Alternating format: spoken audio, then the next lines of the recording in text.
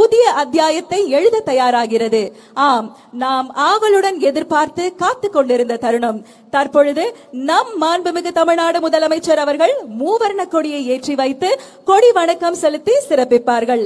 காவல்துறை கூட்டுக்குழல் இசைக்குழுவினரால் நாட்டுப்பண் இசைக்கப்படும். அனைவரும் எழுந்து நிற்குமாறு பணிவன்புடன் கேட்டுக்கொள்கிறோம். May we kindly request all our dignitaries to rise for the national anthem.